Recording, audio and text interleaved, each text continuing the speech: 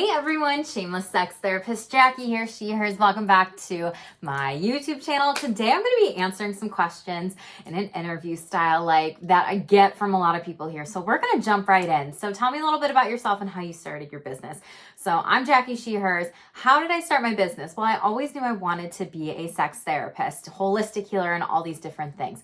I started my business in October 2021, and I have my own private practice, Shameless Therapy and Consulting Services in Minneapolis, Minnesota, where I do more than one thing. So I do sex therapy, coaching, holistic healing, energy consultations. I have my Shameless self-care shop where I sell different types of healing items that influence our energy. Why did I want to move into business on my own? Really, I was determined to be my own boss. I had experienced a lot of shame from different types of working in different types of corporate-like mental health agency settings. And for me, like, I am who I am and I don't give a damn. Like, if you can't tell, I'm very casual. I love Scream. Scream 6 is out, y'all, for those that know.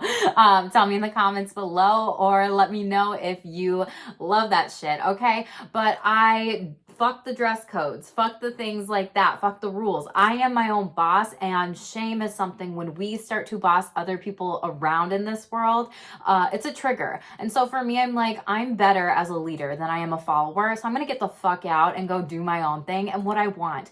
I really wanted to be able to focus in on shame, sex, and self in my business and private practice, because you can't really have one without the other. You know, I may be experiencing sex shame because I was grown up in purity culture, and now I have a really awkward relationship with myself, and I don't understand my own sexual self-care, not just masturbation or sex, but intimacy, pleasure, and all these different types of sexual self-care exercises that, you know, I want to be able to incorporate with myself. And so that's what we do in sex therapy. You know, how that translates to other people's partners, spouses, whatever the relationship dynamic might look like. It could be a lot of anxiety or different types of cases when it comes to wanting to focus in on that work of the self and performance anxiety with sex, but then maybe also having some shame when it comes to sex. So we work on a lot of different things. And really my story is, you know, we grow up with a lot of that shaming messages. So I really got into sex therapy for the gender work. I love gender. Gender is my jam. Fuck them gender norms out there. My mom grew up in a very Catholic, traditional Polish family. Her parents were Holocaust survivors. My mom is one of 8 kiddos, and she had 7 brothers. So they're Polish Catholic traditions passed down from them generationally. Do you think they were talking about sex? Probably not. Were they doing it? Fuck yeah, 8 kids, right? My dad's side of the family. So his parents came over through the Mayflower. He grew up with 5 siblings. 1 boy, he's the only boy, so 5 sisters. And they were more spiritual, you know, do good unto others, and others will come back to you. So throughout my journey and my adventure with all of this, I don't actually like calling it a journey, so I don't know why I said that. Oops, my bad. Sorry, not sorry. But it's an adventure in therapy. There's not like here's the start, here's the stop. It's not a journey. You keep going throughout therapy outside of things when you are focusing on shame, sex, and self. And that is not a one and done type of thing. Therapy is also what you're doing outside of the sessions. Same with coaching, same with different types of healing tools and practices that I use. What are the top 3 reasons folks come to me for? Number 1, I would say, is honestly sex shame. Some people are just like, I don't know, and I don't know where to go, and I don't know what shame is all about. Shame is actually really complex trauma. It's a lot of things that we can understand and recognize. And then there's also like the wait, what?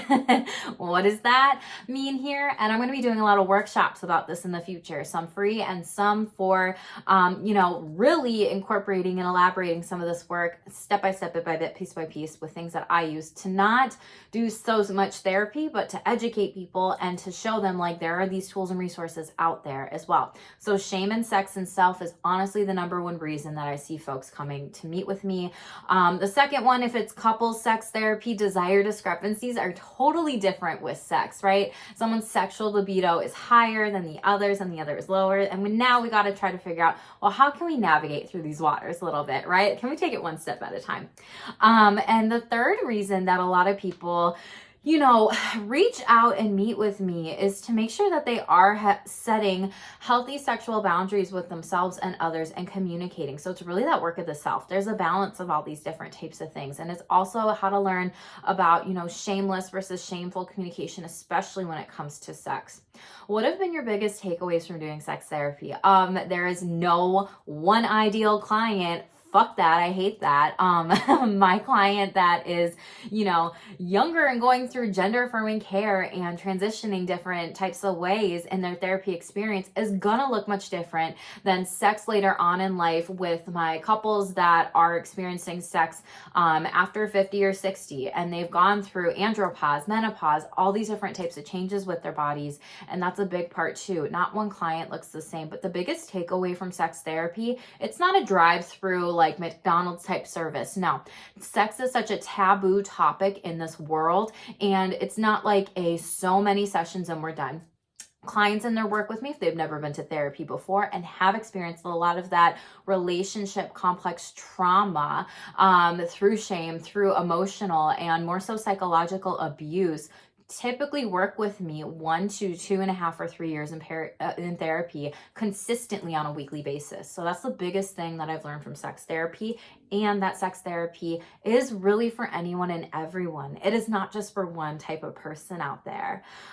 So you are a proclaimed heterosexual. How do you feel you can help queer couples? Great question. So I can help queer couples because it's in my training. So 1 in 10 therapists after graduate school actually talk to their clients about sex. So I had to go on for additional training in sex therapy and really learn about what do I need to know about the LGBTQIA community, what resources, what is going to be important when thinking about treatment plans and goals and communicating and strategizing different types of things. With queer couples, I've really worked a lot with healing from infidelity, affair work, and also some different types of things when it comes to opening up the relationships. Sometimes I see with folks that are wanting to they think, whoa, I'm more poly than I am monogamous.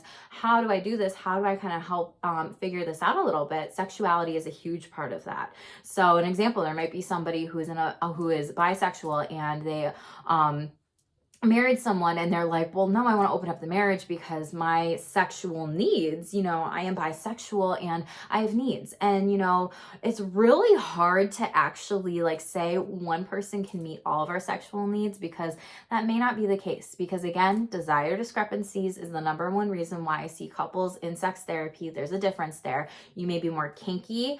There may be a particular fetish that is present. Sexuality is fluid and it always changes.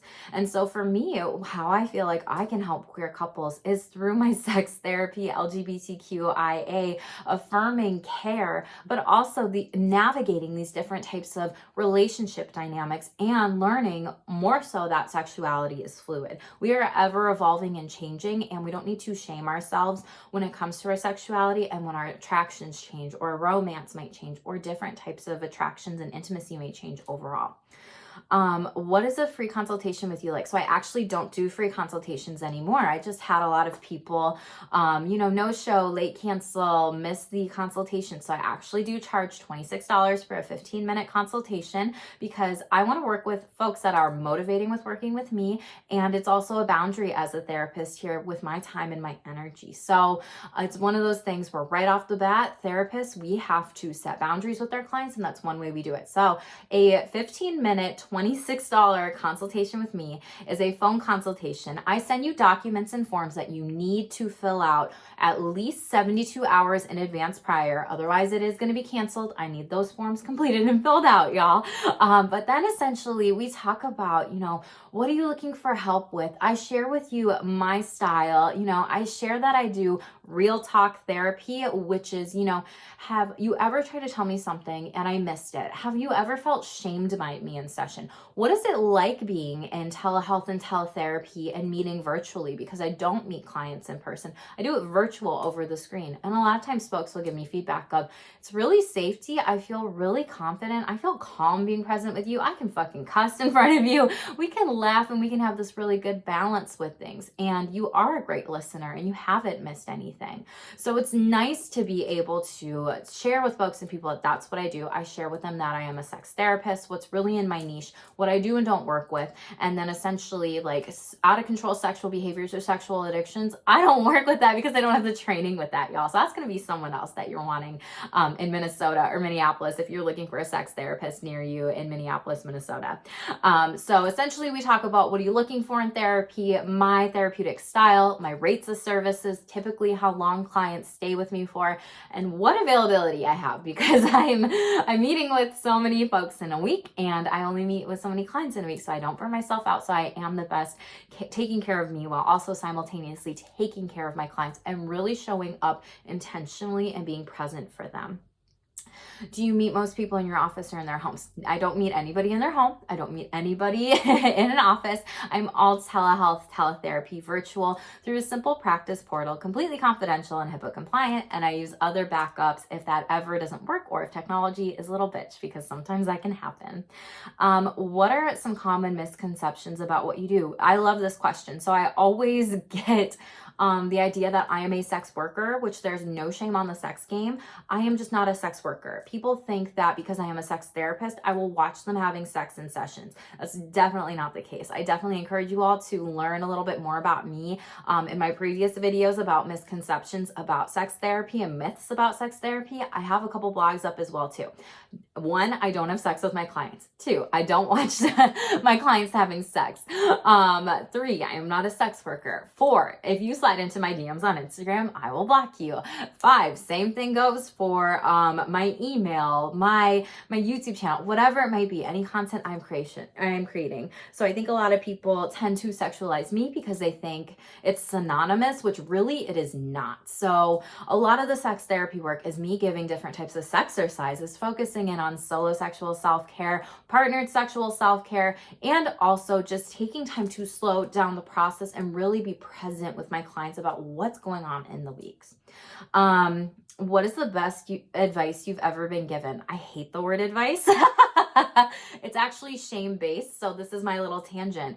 I don't even say like I give advice as a therapist. No, I don't. And therapists don't give advice. They give options, ideas, and feedback. Advice is like, oh, I'm going to tell you this unsolicitedly and then essentially shame you and make you feel bad that you're not taking this advice when really like I didn't want it in the first place. So I'm not going to call it advice. Let's throw that out the window right now because I don't do advice. I do feedback. There is no shame in the feedback game. There is shame in the advice game. And if someone is giving you unsolicited advice and you need to work on shame in therapy, reach out to me, shamelesstherapy.org. Best piece of feedback I have ever given. Honestly, this would be in my business and this would be, as a therapist, like I think it's more so feedback that I have gotten from other therapists that are in private practice, that are private pay, that there's no shame in the private pay game and that you deserve to make money in the therapy field too. Sex therapy codes are not paid through insurance and, insurance is something that I can't take. So it's something I'm not even going to try to fuck around and take. It would be very, very tedious. And in the past, I've tried to figure out some loopholes and make it work. And you know what? I know my worth and I don't need an insurance company to tell me my worth. And I know strategically what I need for my business to run, to not have me burn out, to be able to balance other creative projects that I can do in the community, as well as interviews, podcasts, content creation, my newsletter, freebies that I give to the community here. And I really, that's the best piece of feedback I've ever gotten, like charge your rate and add tax, or know your worth and add tax. And it's really about me working with a badass community that are also energetically aligned and vibe at that frequency. So that's a big one when it comes to best feedback I've ever given. And another piece is like, you're worth way more than what you charge, Jackie. You don't even charge that much compared to other sex therapists across the US or the world or whatever it might be. So that's another piece of it as well. So honestly, there's a lot of money shame too. And so when I even do coaching coaching for other therapists in private practice. I coach them on that and how to work with your imposter syndrome. So I also do more than one thing in Shameless therapy and consulting services, right? And there's no shame in doing in more than one thing. Like, there's a variety and balance that way. So I love working with folks that are thinking about opening up a private practice or are doing the damn thing. Fuck yeah, go you, boo. And they want to come to me because I've built up this Shameless brand and this confidence. And I know that they can do it too. And when they see that, they know they can do it too. And I'm really grateful that they trusted me to give them the steps and the process of doing it. Okay, how can we find positivity within ourselves if we feel like we have none? Oh my goodness. So your words are curses and spells and casting spells that you are telling yourself. So an example, like I was doing some research. There was this article I was quoted in The Power of Self-Belief. It's on my website if you want to go read it. But when we tell ourselves different types of words and things, our body physiologically feels like shit and we're shaming ourselves. So if we have negative self-talk or an inner critic or whatever it might be, and we're being really hard on ourselves in these moments, that's going to be really damn difficult. So essentially, when it comes to, how can we find positivity within ourselves when we have none? Change how you are speaking to yourself. Practice self-compassion. Use Kristen Neff's work. I love her. And this is some of the stuff that I teach my clients in sessions. Really, self-compassion means, short definition is, how would you treat a friend in those situations? You probably wouldn't treat them like shit. And if you are treating them like shit, then you're probably going to therapy for something else, right? But anyway, I digress. So rather than treating yourself with negativity, treat yourself with compassion that you might give to a friend, which may feel more neutral than positivity. Because when we're really in dark, stuck places, it can be really hard to be told to just be positive because, right, that's toxic positivity and that's shaming. And we don't want to do that. Let's hold space for our experience. I am noticing I'm feeling negative right now. I feel it in my heart. I feel like there's a hole inside. And I'm also not going to beat myself up for this. I'm going to honor my body, my mind, my soul, my heart, my spirit, and really connect with what's going on for me in these moments. I'm going to try and be kinder to myself, more compassionate to myself, and treat myself as I would a friend. I'm going to tell myself I'm going to take care of me. I'm going to do some things. And if I want to seek out help with a healer or provider, I am damn worth it. I would tell a friend they're worth it. I know I am worth it. I can do this. This may take time. It may be hard. It may be difficult, but it is worth it. Use those intentional statements, those I statements, those affirmations, those mantras, even like messages that you can tell yourself throughout the day. And I know it's easier said than done, but if you start doing it, it'll become a habit. And then your body chemistry actually changes and it feels better rather than crappy. When we say mean things to ourselves and we feel like shit, then our body hangs on to that tension. And when we say kind things to ourselves, our body physically changes. So slow down if you try that and see if you can notice those changes. Why should people come to me? I am not your traditional therapist, y'all. So I laugh, I swear, I heal. I am, a helper, a healer, a cancer bitch feeler. Like, I love my astrology that I use as a tool for folks in sessions that are really curious about astro sex. And that's a series that I'm doing, y'all. Shameless plug. It's starting April 12th, Aries season coming up here in 2023, every single month. And it's going to go through 2024. I'm going through all the 12 zodiac signs. When it comes to talking about the Sun, Mercury, Mars, and Venus in your birth chart, get a free birth chart reading done, right? Online, you can do it. And essentially, I am going to be going through sexual pleasure, turn-ons, turn-offs, foreplays, sex toy recommendations, masturbation tips and techniques. And I'm going to be doing some more freebies in there. So make sure you sign up for that at shamelesstherapy.org. There's a discounted rate if you're interested in all 12. But why should people come to me? Because, I work with shame so much. So I'm not going to be a therapist who shames you. There have been, unfortunately, I've been shamed by a therapist. I did not appreciate it like that or anything. And I've had to do my own healing and my own work. I've used my own techniques in therapy that I apply to clients. So as I am working with clients and I'm transforming and changing and growing, I believe that I know a lot. And do I know it all? No, but that's something where I'm going to be doing my work too. And when I'm doing my work as a therapist, I'm showing up better for my clients. We can laugh laugh, we can swear, we can heal. You can wear fun hoodies or sweatshirts with me in therapy. Really, if you feel like there is shame and sex and self, that triangle there, that's a big one to be able to come with me. I love working with folks that want to be able to, I'm very grateful to work with folks too that want gender affirming care and they trust me. I'm grateful to work with sex later on in life, you know, folks that are like maybe 40 years older than me or whatever it might be, 30, 40, and they trust me because I have the knowledge and skills and the abilities and the experience to do that. I love working with orgasm, desire discrepancy, pleasure, body mappings, increasing your sexual self-confidence, breaking down shame and self-care, going through sexual history intake, learning about sex education. I am someone who does not shy away from hard topics when it comes to therapy, and I'm also not the therapist that's going to push you more and more and more to dive deep really, really fast. I'm going to pace with you, and then we're going to slowly and surely expand your comfort zone a little bit to become bigger.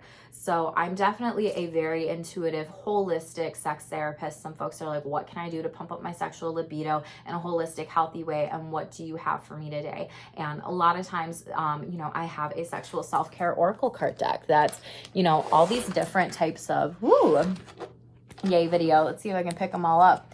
But this is like 77 cards in it, you know, and when people think sexual self-care, they may just think masturbation. No, there are 77 exercises in here that you can use holistically when it comes to thinking about your own pleasure, prioritizing you and your partner, spouses, whatever the relationship dynamic might be too. So I incorporate that in sessions with clients. I incorporate rituals, be it listening to a song, having an affirmation, practicing mindfulness meditations, doing some self-soothing exercises. So if there's some sort of performance anxiety or nervousness about communicating when it comes to sex, we're practicing how we play in session. And I love helping people learn, how do I talk and communicate in a shameless way? And let's work it out. You know, let's be productive, but let's balance. Let's not run away from shame. Let's invite it into the space and room. And let's also make sure that we are creating a safe space to explore a little bit more what we want to say, how we want to say it, and how we want to show up as our shameless selves. So it's really about trying. What's your favorite thing to do in life? Well, I love me I have a lot of favorite things. So I love me some trash reality TV. I love Big Brother. I love Survivor. I love America's Next Top Model. I love RuPaul's Drag Race. I love Perfect Match. I love Are You the One? I love, you know, all these different things, because with some of them, the more competitive ones, it's like people are going in and they have an amazing story that they just want to share. And they're like going after goals, like they're goal getters. And then other ones just like, you know, Real Housewives, just purely dirty entertainment. And I love it. But that's one of my favorite things. I love doing my energy reads, which is incorporating different types of oracle cards, decks, you know, numerology, astrology, color psychology, all this different information. Those are also on my YouTube channel at Shameless Jackie. Please follow me, subscribe to my channel, tell me what resonates with you in those videos. They are free, and that is a tangible give back that I do to you. But spiritually, I love being able to incorporate a lot of that and crystal healing work in those energy reads. Those are some of my favorite things to do. I love Minnesota United. I'm a competitive little bitch here, so I shout at those games. I love being able to go to them. I love going to different drag brunches. I love exercising. I always make sure every single morning to exercise, so I take care of me before I go to those sessions with clients. So I have more than one favorite thing. I love bonfires. I'm a water baby, if you can't tell. So you got like, I love Halloween and all the fun like Hocus Pocus, like Haunted Mansion, Disney movies and stuff. But then I'm also like a little rainbowy, glittery mermaid bitch over here, right? So those are some things. How do I relax? So a lot of different things. Meditation. Some days I literally just need to like starfish on the ground and just spread out and lay out. But really meditation is one of my favorite things. Sometimes I will read. Sometimes I'm more of an auditory learner. So I'm a talker, if you can't tell. I like to listen to things more than I do like a book. It's really hard for me to open a book and actually like pull myself into it. So I do like listening to different types of things as well. With relaxing, I like listening to waterfalls, binaural beats. I like getting out in nature. I like getting grounded. I like doing a lot of things spiritually and holistically when it comes to relaxation. And it really just kind of depends on the relaxation. Some days that's a massage, other days that may be something a little bit different for me. So yeah. And how do I celebrate? So celebrate, like, depends. Sometimes I'm not gonna lie, I want like a yummy cheeseburger or a piece of pizza or like feel good yummy food, or you know, a margarita from Lagos Tacos in the summer, right? How do I also celebrate? You know, sometimes it's just when I achieve a goal or accomplish a goal. Like me and some of my friends in private practice, shout out to Abby at Evolving Whole in New Jersey, we talk every single week and we celebrate the little wins that lead up to the big wins. And I think that's another therapy tool and technique that I've adopted with clients. Like, do you realize how many things you're doing right now? Like, there's all these things and they're leading to this big goal. So honestly, being able to celebrate with the people that are in business and here for me 100% is a huge thing, because that support is just so amazing. Like when you have it, it is so amazing. And I am ever grateful to be able to talk to friends that really support me and big me up in business. Other ways I like to celebrate things in life is sometimes I'm just like, you know, I want to travel. I want to take time off. I want to go explore. I want to go around the world, you know, and take a break, take a breather, and kind of like give myself be my own healer in some ways and take some time to do me. So really celebration depends on the day. It might be a new adventure. It might be something completely different, but that is a lot depending on what specific thing might be. With my business being 1 year, this past year in October 2022, I celebrated with lots of family, friends, and close ones that were here for me, and it was really great. I had my Shameless self-care store up. We had a lot of time. We played some fun games. It was just a blast, and it was so nice to just have everyone be there and show up for me, you know, on a Friday night in October when it's fall, and you know, like I could probably think of a million one other things to do because fall is my favorite, but people came for me, and thank you to everyone who did attend that too. So this is a little bit more about me, what you need to know about sex therapist Jackie in Minneapolis, Minnesota. Shamelesstherapy.org is my website. I'm at sex therapist Jackie on Instagram. YouTube, I am at Shameless Jackie. I would absolutely appreciate and love it if you hit the subscribe button and followed me along on this journey, because I definitely want to grow this channel to help open up more about these conversations when it comes to shame and sex and self. But I hope that you enjoyed these questions overall in this interview. Thank you so much for being here. Stay tuned for more and stay shameless.